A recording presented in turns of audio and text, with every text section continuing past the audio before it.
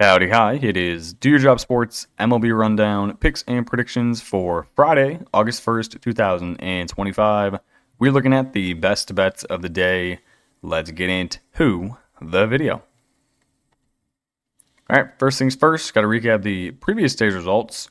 2-4 on only a 3-game slate of baseball, bringing our season record to 431 and 419. We will recap these games real quick, then we'll get on to the picks for tomorrow.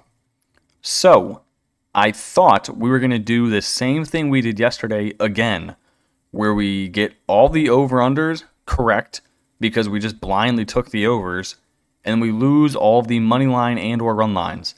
But the Texas Rangers had other plans. They lost the money line part, however, they did not hit the over. So, I'm going to recap these games real quick, then we'll get on to the 4 games we have for tomorrow. Game number 1, it was the New York Yankees at home hosting the Tampa Bay Rays. Final score here, New York 7, Tampa Bay 4. This one had quite the hefty rain delay. At one point, the Yankees were up 6-0. Then Tampa Bay cut it to 6-4. Final score of the game ended up being 7-4. No runs were scored after the rain delay. Really not much happened. Marcus Stroman, 5 innings pitched, 6 hits of 4 earned baseball. Ryan Pepiot got shelled, 4 innings of 6 hits, 7 earned baseball. Nothing really that fantastic here.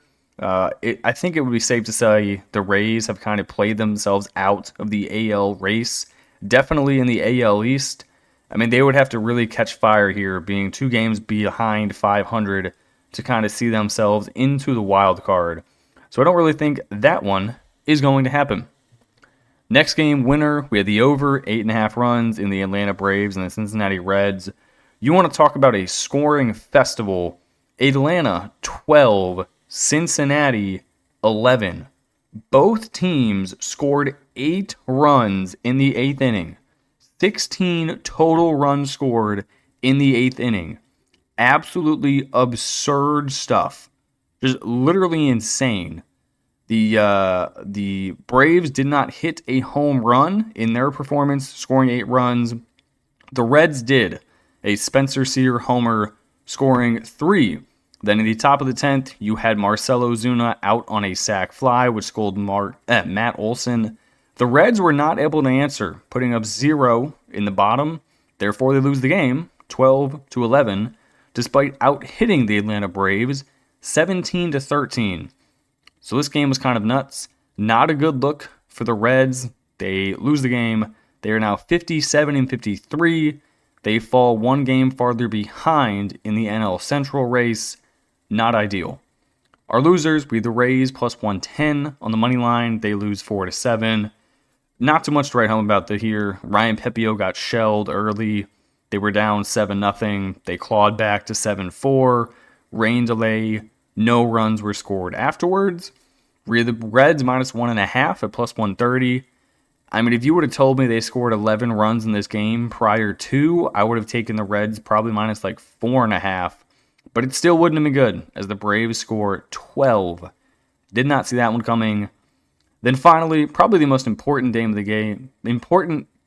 of the day for me as a Guardians fan. This is a great series because you have 2 AL wildcard contenders playing each other. The Mariners, they win this game 6-0. Right after I posted the video yesterday, they signed Eugenio Suarez. They are going all in. Their lineup, Randy Arozarena, Cal Raleigh, Julio Rodriguez, Josh Naylor, Eugenio Suarez, Jorge Polanco, Dominic Canzone, J.P. Crawford, and then Cole Young. That's pretty good. Not going to lie. That's looking like one of the better lineups we got in the AL. Then their pitching staff is obviously good. They should be okay. I mean, if you're picking a wild card team to make it, or if you're picking the Mariners to finish first place in the AL West, that's also not a bad shout. I'm going to go see how many games they are actually behind. They're 5 games back of the Astros. I mean, that's a hefty chunk, especially with the moves the Astros just made. That's going to be a lot to come back. I'm assuming they still play each other at least once, maybe twice in the rest of the season. But, I mean, it would appear as though the Mariners are just locking themselves into a wild card spot with their 2 acquisitions. I do not blame them. You got a good pitching rotation. You have a good team. If you're going to spend the money, you might as well spend it in the right spots. So I like their acquisition of Suarez. All right, that's the recap. Let's get on to the picks for tomorrow. All right, game 1, it might seem a little biased, seeing as though I just said I am a Cleveland Guardians fan. But the Twins, they sold away their entire team. Byron Buxton is still injured. Carlos Correa is not on the team. I'm surprised they didn't ship off Joe Ryan. I mean, he was one of the biggest named pitchers that was rumored to be in the trade market.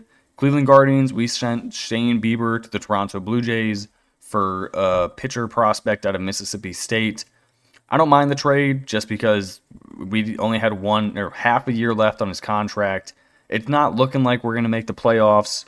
He wasn't going to sign his player option next year because he can go get paid $1 bajillion by some other team. So the Blue Jays picked him up. He's going to go try to win a ring. I don't mind it.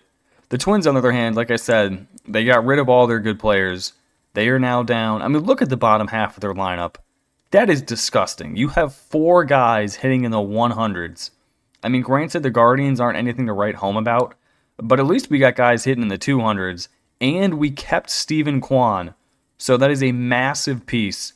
Guardians, homestand, AL Central rival. Yes, it is Joe Ryan, but with how much they've sold, I don't think they're really going to throw Joe Ryan probably more than 5 innings for the rest of the year.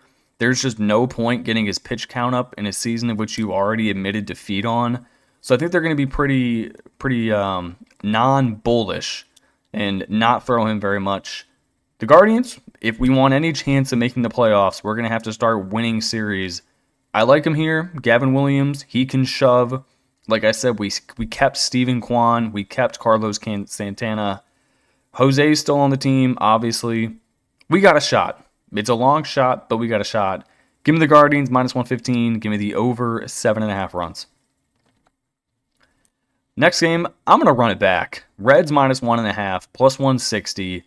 Give me the over, 9.5 runs. It's really the same angle as yesterday.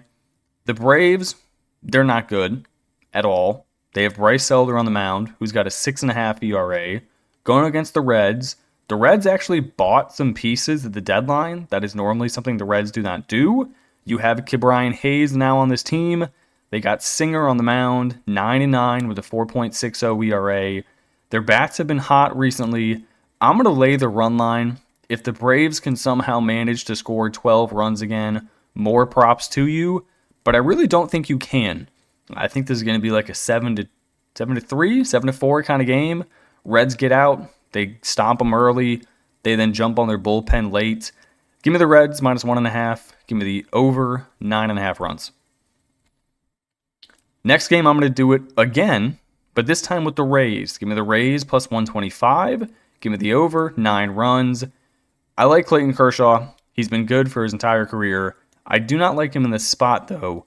On the road, he's 4-2 on the year with a 3.62 ERA. Tampa Bay, Shane Baz, 8-7, 4.61. Tampa Bay really didn't make any moves either at the deadline. Didn't get rid of anyone important. Didn't really add anyone important. They're just going to kind of see how the rest of the season goes. They're 2 games below 500. From what I recall, they were like 4 or 5 games up. If you flash back 2 or 3 weeks, they have not had a good last bit of the season. I like them back at home, though. This Dodgers team is very inconsistent. Do they have good names in the lineup? Yes.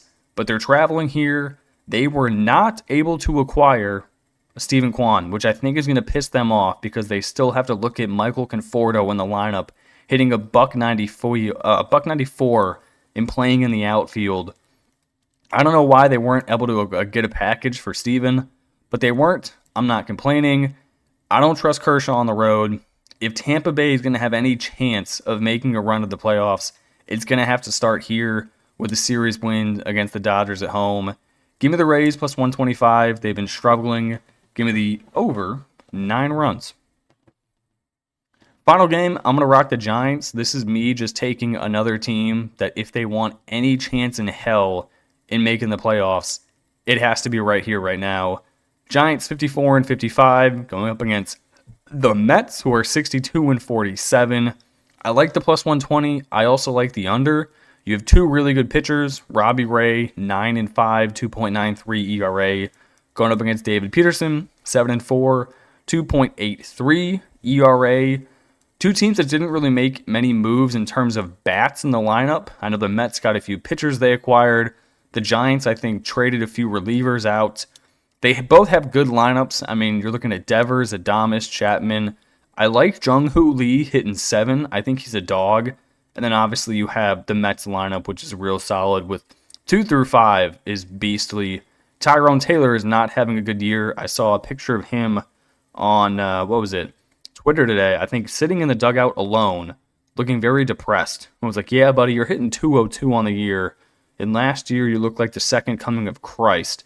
So I would also be quite upset if I was doing that shit. But I'm going to take the Giants for no real reason other than I like their pitcher. I think these lineups are very comparable. Both teams are coming off of an off day. I also like the under. If the Giants are not going to win this series, they're never going to win. Let me go Giants. All right, that is going to do it for me in this video. I will warn you, this is the first day after the trade deadline. Normally, some crazy bullshit happens the first week after the trade deadline. Then everybody settles in. We get like a month and a half of really solid competitive baseball between the top teams. And then we're into playoff baseball. So I'll take the Giants here. I'll take the under. And that's it for me. I appreciate you guys watching and tuning in. And I will catch you in the next video. Peace.